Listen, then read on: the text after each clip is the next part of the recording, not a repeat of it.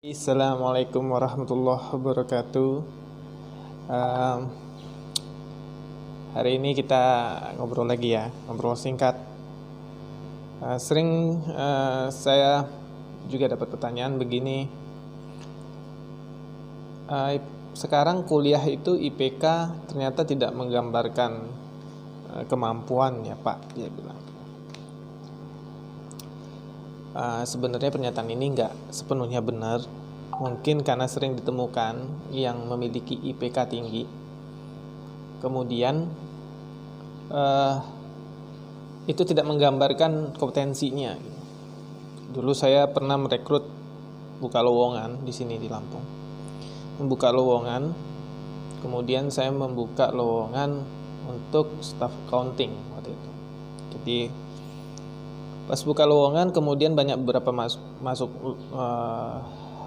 lamaran. Kemudian saya cek, ya seleksi pertama ya tentu yang IPK-nya bagus, kemudian kampusnya dikenal.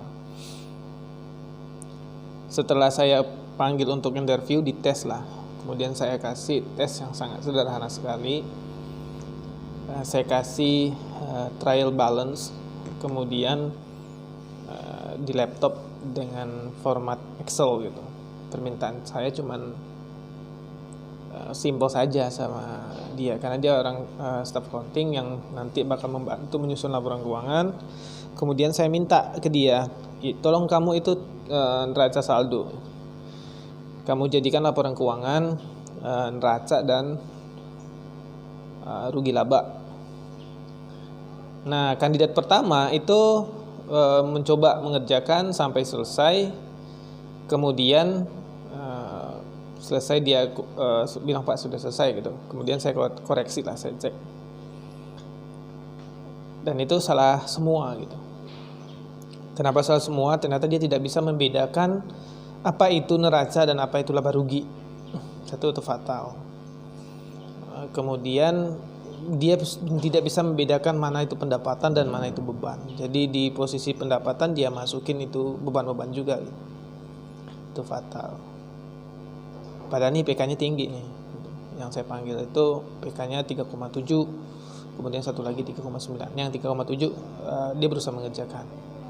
Kemudian yang kandidat kedua 3 hari berbeda ya, hari besoknya kemudian datang yang IPK-nya 39.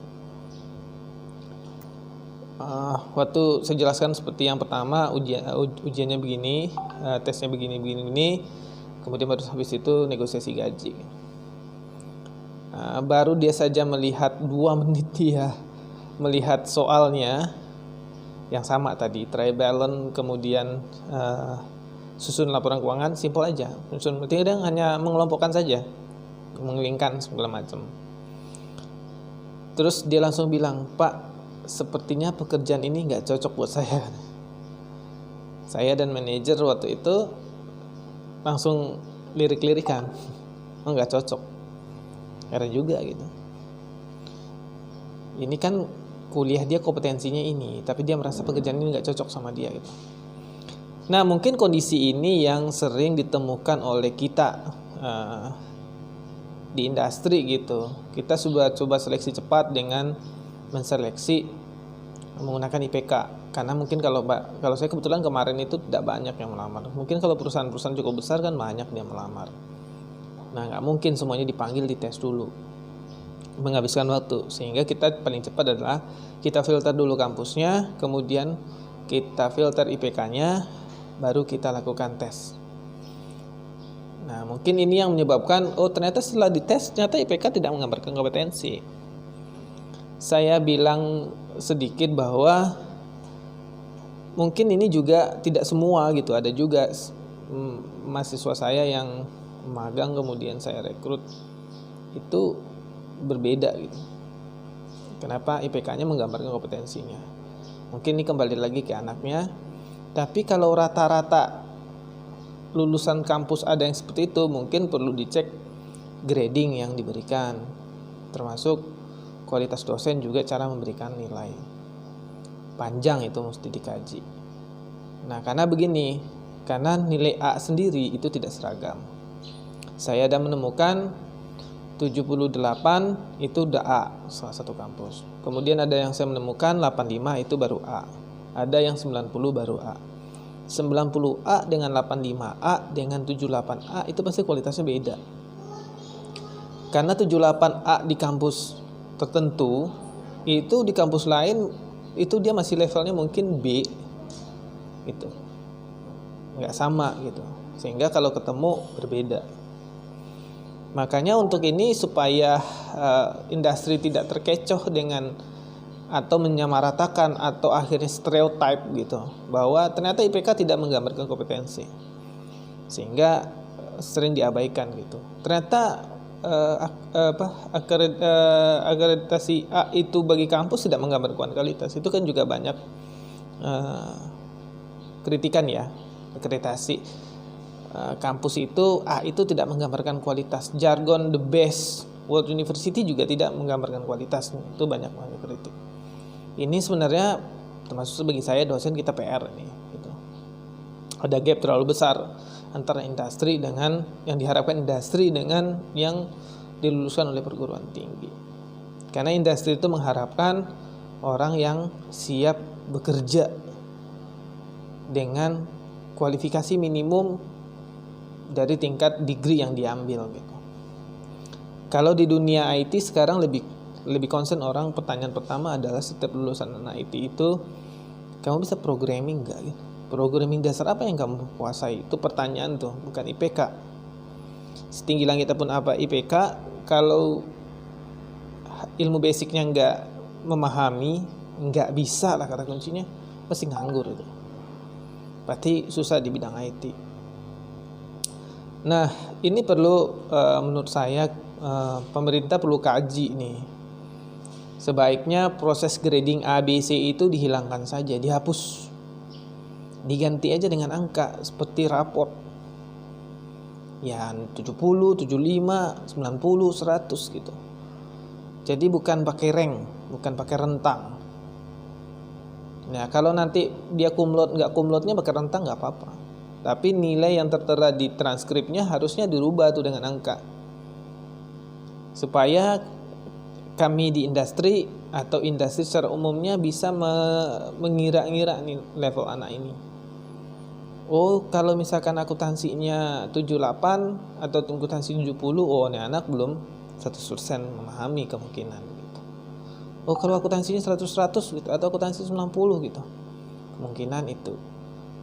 Oh, ada 2 anak yang melamar gitu. Kalau dia pakai grading rank A, oh ini ada AA 2-nya akuntansinya, itu kita ambil. Padahal kalau pakai angka 1 78, 1 90 gitu. Nah, kita sudah bisa dulu. Mana yang dulu kita uji.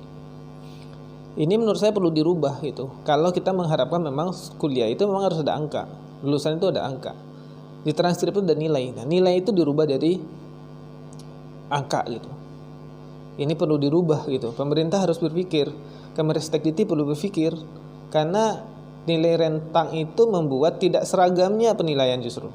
A, B, C, D, E, F, G, ada kampus A-, ya kan, B-, B+, ada gitu. Kenapa enggak? Oh, kan orang bertanya, kan bisa aja A itu bisa dong lihat di ranknya. Oh, industri nggak mau itu, nggak tahu, mau tahu.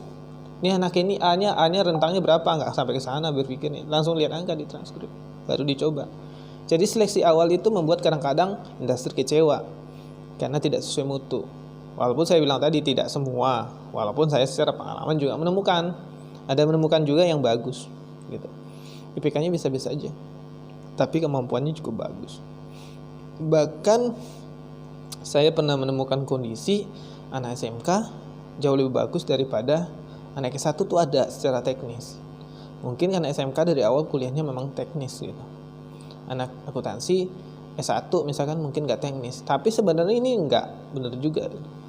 Karena mereka juga diajari kok menghitung, menyusun laporan keuangan, bahkan analisa mereka jauh lebih tinggi harusnya. Tapi kenapa di kemampuan dasar bisa kalah dengan anak SMK? Ini sebenarnya harus menjadi koreksi kita bersama, termasuk saya sendiri sebagai dosen. Apa sih yang harus kita kejar dari mengajari anak?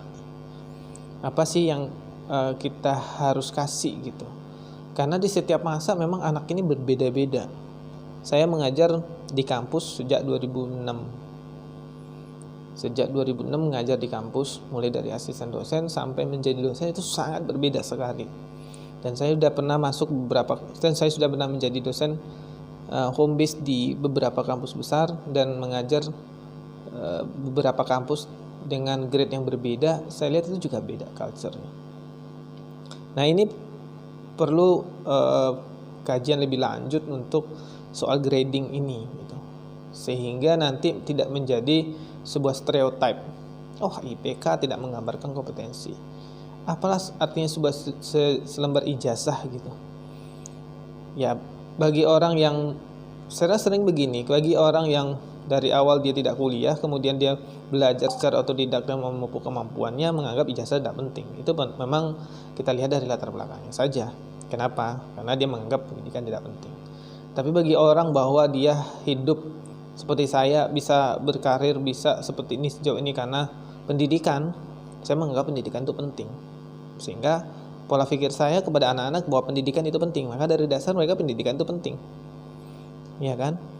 Nah, bagi orang yang dia sukses bukan lewat ijazah atau menyodorkan ijazah proses administratif atau melihat bukan dari tingkat sekolahnya, dia menganggap kadang-kadang pendidikan nggak penting. Kalau menurut saya itu nggak perlu didebat gitu. Pada intinya adalah proses pendidikan yang baik itu adalah penting. Nah, pendidikan yang terstruktur itu adalah di sekolah dan perguruan tinggi. Di luar itu justru pendidikan tidak terstruktur. Ada orang mungkin berpikir bahwa ya kalau mau belajar, mau berusaha keras, lihat di tutorial di YouTube, lihat ini, kemudian nanti juga bisa pintar sendiri. Enggak salah pernyataan seperti itu. Tapi sama aja begini, Anda masuk hutan, nggak tahu jalan, nggak pernah camping, nggak pernah ini, terus masuk hutan, bisa sampai ke puncak gunung? Bisa sangat bisa. Tapi berapa kali Anda nyasar, berapa kali Anda buat kesalahan yang seharusnya tidak menghabiskan waktu kan? Dengan proses pendidikan itu ada guide-nya di depan, ada gurunya, ada dosennya, ada orang yang sudah pengalaman balik dari sana, sehingga Anda tidak melakukan kesalahan sehingga menghabiskan waktu. Tapi dalam proses perjalanan mendaki gunung itu, anggaplah proses pendidikan mendaki gunung itu membawa sekelompok orang, ada ya kan yang memperhatikan benar-benar jalannya, sehingga waktu disuruh pulang sendiri dia nggak nyasar. Ada pula sambil guide-nya atau gurunya menjelaskan, ada juga dia kan ngelamun, berhayal atau sibuk dengan aktivitas lain, sehingga dia tidak memperhatikan bahwa nanti pulang ini tandanya nih gitu, sehingga dia nyasar-nyasar juga ada. Ya mungkin yang IPK bagus itu juga begitu. Ya kan? Terus proses kita ini kan banyak, apalagi sekarang kuliah online ya. Saya mengoreksi mata kuliah mahasiswa itu. Sekarang rata-rata ujiannya hampir mirip isinya. Dia ambil dari sumber yang online yang sama. Dikutip langsung dimasukkan gitu. Tanpa ada lagi parafrase atau hasil pemikiran mereka yang mereka masukkan. Ini kan mau cepet sebenarnya. Nah, ini gimana gitu. Nah, proses semakin lama kita belajar seperti ini, misalkan online seperti ini, kalau cara kita masih lama, ya prosesnya akan hasilnya begitu. IPK tidak akan menggambarkan kualitas atau mutu. Tapi tidak sepenuhnya begitu. Banyak juga orang yang memang secara akademiknya di kertasnya cerdas, di serinya juga cerdas gitu. Itu yang serius gitu. Dalam 40 anak di kelas itu, berdasarkan survei pribadi saya mengajar, itu mungkin ada sekitar 15% lah atau 15 orang lah yang benar-benar mereka sungguh-sungguh belajar. Selebihnya mungkin memang tidak gitu. Nah, mungkin yang tidak ini proses ujian itu, ingat proses ujian itu banyak hal ya. Mungkin dia melakukan belajar SKS, sistem kebut semalam gitu.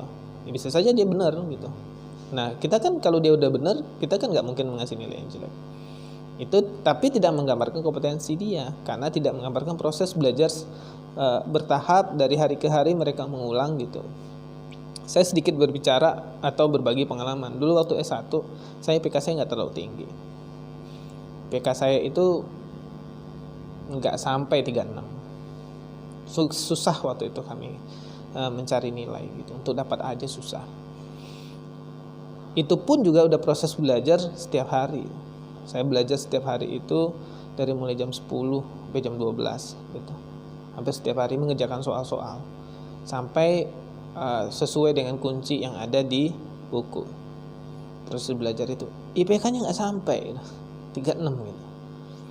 Tetapi dasar basic countingnya dapet, dasar basic ilmu yang lainnya dapet, itu IPK-nya nggak seberapa. Yang menolong saya waktu itu cukup menjadi grading yang bagus baik melamar pekerjaan itu dikarenakan saya asisten dosen, karena udah biasa mengajar kan gitu. Jadi waktu menjelaskan sesuatu itu yang membuat punya nilai gitu. Walaupun IPK-nya nggak sampai 3,6. Tapi proses belajarnya itu terus berjalan gitu. Kemudian bukan SKS, bukan sistem kebus semalam. Tapi kalau anak sekarang, tapi zaman saya dulu noise-nya sangat rendah. HP paling canggih waktu itu masih BBM kan, BlackBerry. Itu pun saya nggak punya. Ya kan, saya punya handphone itu masih semester 6, semester 5. Itu pun masih Nokia yang biasa gitu. Itu enggak, beda dengan anak sekarang, noise-nya sangat tinggi sekali. Handphonenya canggih, tontonannya banyak, permainan gamenya begitu banyak gitu, sehingga mereka terbagi pikirannya, sehingga tidak fokus lagi untuk belajar. Sehingga proses belajar daring sekarang lebih banyak mungkin mereka main ketimbang belajarnya. Mungkin di saat kita Zoom kelas aja dengan mereka, mungkin mereka sedang nonton, kita nggak tahu itu. Makanya kadang nggak heran kayak saya melihat waktu kuliah, melihat mahasiswa kita menjelaskan dia senyum-senyum, padahal kita nggak ada yang berbicara hal lucu. Maka saya suka bilang, saya suka panggil mahasiswanya, si A, kamu kenapa ketawa-ketawa? Emang ada yang lucu? Mungkin di saat mereka itu Zoom dan mereka menggunakan handsfree di kuping mereka, tapi handsfree-nya bukan ke suara Zoom kita loh. Bisa saja dia buka film Korea, serial Korea di handphone, tapi dia zoomnya di komputer, sehingga mereka tertawa-tertawa karena itu lebih penting menurut mereka. Itu banyak terjadi, sehingga tantangan kita sangat tinggi. Tapi bagaimanapun itu adalah harus menjadi dasar pencerahan. Apalagi sebenarnya kan kalau sudah anak-anak kuliah itu kadang-kadang orang tua tidak kontrol belajarnya. Yang penting tanya gimana kuliahnya beres, gimana ininya beres, tahu-taunya nanti nilainya jelek gitu, dimarahin sedikit selesai gitu. Tidak ada orang tua yang sekarang, jarang mungkin bagi saya lihat, apalagi kalau anaknya bukan di rumah gitu, sanksi, nilai jelek sanksi. Mau kalau nilai jelek jajan nggak dikasih, nggak ada kan, jarang. Sehingga mereka merasa kurang bertanggung jawab untuk hal tersebut. Nah itu mungkin masanya pola belajar, pola ngajar kita perlu kita rubah. Iya, saya setuju itu. Tapi sebagaimanapun skema yang kita buat, kalau dari kesadaran mereka juga masih rendah, ya sama saja gitu. Terus pertanyaannya akan jadi apa generasi kita? Ya, generasi itu akan menghadapi masanya masing-masing. Itu yang kadang-kadang mengakhiri bahwa nilai IPK itu tidak menggambarkan kompetensi dan kualitas sesungguhnya. Banyak faktor yang menyebabkan. Salah satunya adalah faktor tadi, banyak noise, banyak hal-hal yang mengganggu pikiran mereka, banyak tontonan, banyak permainan, ya kan, media sosial begitu banyak yang harus diselesaikan gitu. Itu yang mereka lebih penting. Mungkin ini menjadi pemikiran kita bersama. Menurut saya pemerintah mulai bikin kebijakan, balikin lagi tuh grading ABC itu dirubah aja menjadi angka. Kemudian perguruan tinggi juga harus lebih concern bahwa di masa pandemi 2020 kemarin itu banyak kampus yang saya lihat proses PJJ-nya nggak siap. Kalau dosennya cukup melek teknologi, dia memanfaatkan Zoom sangat maksimal gitu. Nah kemudian proses penilaian juga ini tergantung dosen sebenarnya. Kemudian lagi dari sisi orang tua, mulai concern lah kepada anak-anak sekarang. Bukan berarti anak kuliah itu dewasa. Banyak juga anak kuliah itu umurnya saja dewasa, tapi perilaku mereka belum dewasa. Perlu dikontrol juga gitu. Jangan anak SD aja dilosin gitu, anak kuliah dilosin juga, jangan. Level apapun selagi dia statusnya anak, itu dikontrol, ditanya, dilihat gitu, ya kan, belajar nggak, luangkan waktu deh sedikit di saat mereka belajar, kita ada gitu, walaupun nggak tiap hari itu menilai gitu. Terus harus berani menyatakan ke mereka. Kadang-kadang kita memang sibuk, nggak sempat lagi melihat anak kan gitu, tapi sekali disempatkan lah. Jangan sampai nanti mereka lulus kuliah tidak bisa bekerja, tidak punya kompetensi, jangankan menjadi pengusaha atau membuat usaha atau dititipkan usaha, bahkan bekerja sama orang aja belum nggak mampu, karena nggak bisa diterima oleh orang lain untuk bekerja, karena kualifikasi yang diharapkan untuk mendukung sebuah perusahaan atau sebuah usaha aja mereka nggak punya, kan kasihan. Makanya suka bilang banyak perusahaan yang mencari membuka lowongan pekerjaan, banyak yang melamar pekerjaan, tapi masih banyak juga yang buka lowongan pekerjaan, berarti nggak ketemu tuh. Harusnya kan bertemu gitu, karena ada gap itu. Mungkin itu sedikit pemikiran dari saya, kita bisa bersama-sama memperbaiki kekurangan, termasuk kita tenaga pengajar dan saya juga di bidang industri, bagaimana hal ini bisa gapnya makin kecil gitu. Dan mungkin kita harus berbicara masalah kurikulumnya harus lebih komprehensif.